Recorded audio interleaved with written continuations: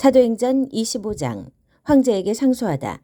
베스도가 총독의 임무를 수행하기 위해 가이사랴에 도착하고 나서 사흘 후에 예루살렘으로 올라갔다. 대제사장과 고위 지도자들이 바울에 대한 복수심을 다시 새롭게 다졌다. 그들은 호의를 베풀어 달라고 베스도에게 요청했다. 그들의 고발에 응해 바울을 예루살렘으로 보내달라고 한 것이다. 물론 거짓말이었다. 그들은 예전의 음모를 재개하여 길에 매복해 있다가 그를 죽일 참이었다. 베스도는 바울에 관할 구역은 가이사랴이며 자기도 며칠 후에 그리로 돌아갈 것이라고 대답했다. 그는 그때 나와 함께 가서 그의 잘못을 마음껏 고발하시오 하고 말했다. 베스도는 여드레 또는 열흘 후에 가이사랴로 돌아갔다. 이튿날 아침에 그는 법정에 앉아 바울을 불러들였다. 바울이 들어서는 순간 예루살렘에서 내려온 유대인들이 그에게 달려들어 온갖 과격한 고발을 퍼부었다. 그러나 그중에 그들이 입증할 수 있는 것은 하나도 없었다. 이어서 바울이 증언대에 서서 간단히 말했다. 나는 유대인의 종교나 성전이나 황제에게 아무것도 잘못한 것이 없습니다. 그뿐입니다. 그러나 베스도는 유대인들의 환심을 사고 싶어 이렇게 말했다. 그대가 예루살렘으로 올라가 거기서 재판을 받으면 어떻겠소? 바울이 대답했다. 이 순간 나는 황제의 법정에 서 있습니다. 나는 얼마든지 이 자리에 설 권리가 있으며 앞으로도 계속해서 여기에 서 있을 것입니다. 나는 유대인들에게 아무것도 잘못한 것이 없으며 총독께서도 나만큼이나 그 사실을 잘 아십니다.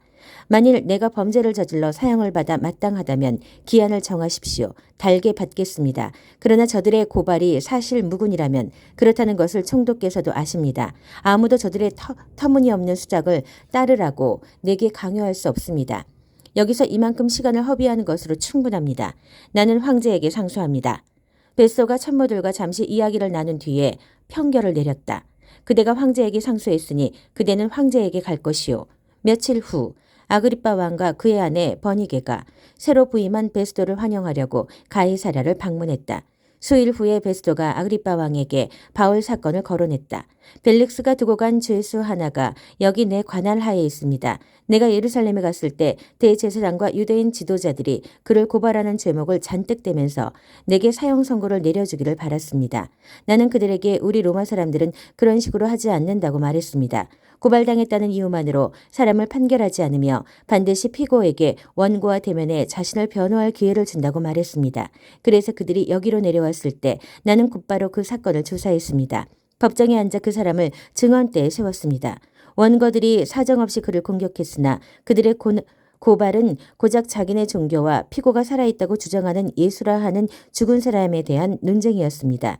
나는 여기 새로 부임한 데다 이런 사건에 관련된 사항도 모르는 터라 그에게 예루살렘에 가서 재판을 받겠느냐고 물었습니다. 그는 거절하면서 최고법정의 황제 앞에서 재판받기를 요청했습니다. 그래서 나는 로마에 있는 황제에게 그를 보낼 때까지 다시 수감해 두도록 명령했습니다.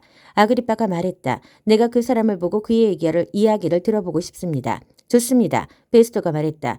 아침에 가장 먼저 불러드릴 테니 직접 들어보십시오. 이튿날에 가이사랴의 주요 인사들이 모두 대연회장에 모였고 군 고위 장교들도 함께 왔다. 아그리빠와 버니게가 성대하고 위엄 있게 입장에 자리를 잡았다.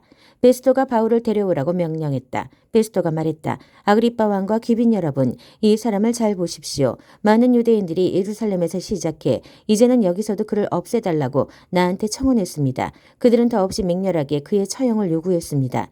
내가 조사해보니 그는 아무 죄도 짓지 않았다는 판단이 섰습니다. 그는 황제 앞에서 재판받게 해달라고 요청했고 나는 그를 로마로 보내기로 승낙했습니다. 하지만 내 주이신 황제께 뭐라고 써야 하겠습니까? 유대인들이 내놓은 고발은 다 허위로 꾸민 것이고 그 밖에 내가 더 밝혀낸 것은 하나도 없습니다. 그래서 이렇게 여러분 앞에 특별히 아그리빠 왕 앞에 그를 데려다 세운 것입니다. 제대로 된 소송에 어울리는 무언가를 건질 수 있을까 해서 말입니다. 죄수로 하여금 재판을 받게 그 먼 길을 보내면서 문서에 죄목 하나 적을 수 없다면 우스운 꼴이 될 것입니다. 사도행전 26장 아그리빠 왕 앞에서 증언하다. 아그리빠 왕이 바울에게 직접 말했다. 어서 그대 자신에 대해 말해보시오. 바울이 증언대에 서서 자신의 이야기를 했다. 아그리빠 왕이여, 왕께서 유대인의 풍습과 우리의 모든 집안 싸움에 대해 잘 알고 계시니 다른 누구보다 왕 앞에서 유대인들의 이 모든 고발에 대해 답변하게 되어 다행입니다. 젊어서부터 나는 예루살렘의 내 민족들 속에서 살았습니다. 그 도성에서 내가 잘하는 것을 지켜본 유대인들은 만일 그들이 위험을 감수할 마음이 있다면 왕께 직접 증언할 수도 있을 것입니다. 내가 우리 종교의 가장 엄격한 분파인 바리새인으로 살았다는 것을 알고 있습니다. 내가 이렇게 유대인들에게 고발당하는 것은 내가 하나님께서 우리 조상에게 주신 약속, 12지파가 오랜 세월 동안 밤낮으로 바라보며 살았던 그 소망을 믿고 진지하게 여기며 그 약속에 마음과 생명을 바쳤기 때문입니다. 시험을 거쳐 검증된 소망을 내가 굳게 붙잡았기 때문입니다. 이 자리에 서서 재판을 받아야 할 사람은 내가 아니라 저들입니다. 하나님께서 죽은 사람들을 살리신다고 믿는 것이 어떻게 형사 범죄가 성립되는지 나는 도무지 이해가 되지 않습니다. 솔직히 내가 늘 이런 입장에 서 있었던 것은 아닙니다. 한동안 나는 있는 힘껏 나사렛 예수를 대적하는 것이 내 본분인 줄 알았습니다.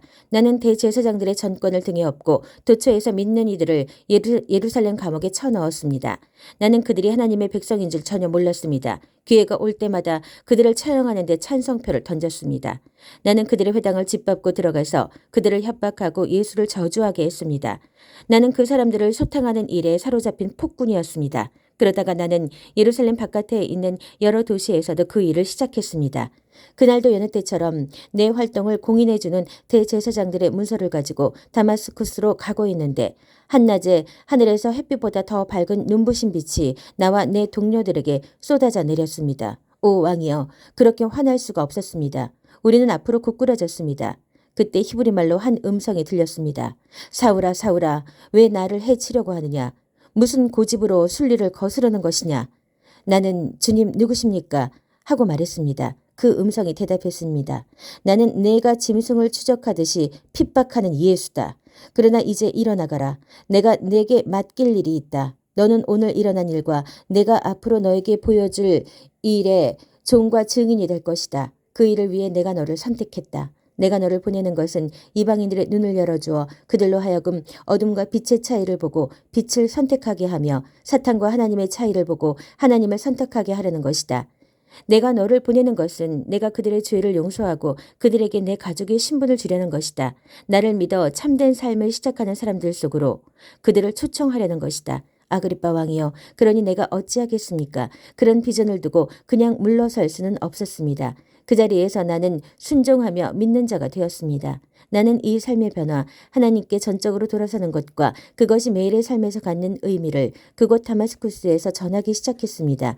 예루살렘과 인근 지역으로, 거기서 다시 온 세상으로 나아갔습니다.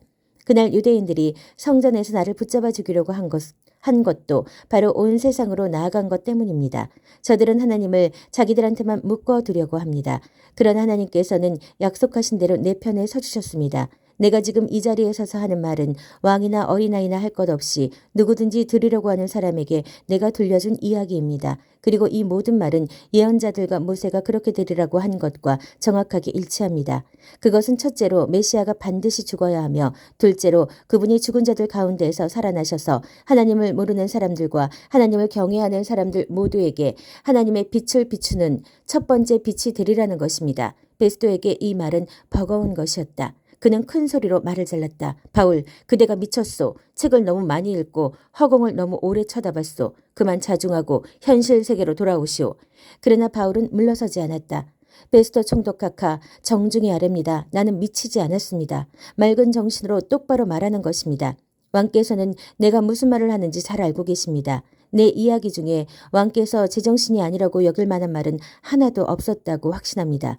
왕은 오래전부터 이 일을 다 알고 계셨습니다. 이 일은 아무도 모르게 벌어진 일이 아닙니다. 아그리빠 왕이여, 예언자들을 믿으시지 않습니까? 대답하지 않으셔도 믿으시는 줄 내가 압니다. 그러자 아그리빠 왕이 대답했다. 이대로 더 가다가는 내가 나를 그리스도인으로 만들겠구나. 바울이 결박된 채 말했다. 그것이 내가 기도하는 바입니다. 지금이나 나중이나 왕뿐 아니라 오늘 여기서 이야기를 듣고 있는 여러분 모두가 나처럼 되기를 바랍니다. 이렇게 결박된 것만 빼고 말입니다. 왕과 총독이 번이게와 참모들과 함께 일어나 옆방으로 가서 지금까지 들은 것을 두고 의논했다. 그들은 금세 바울이 무죄라는데 뜻을 같이 하며 말했다.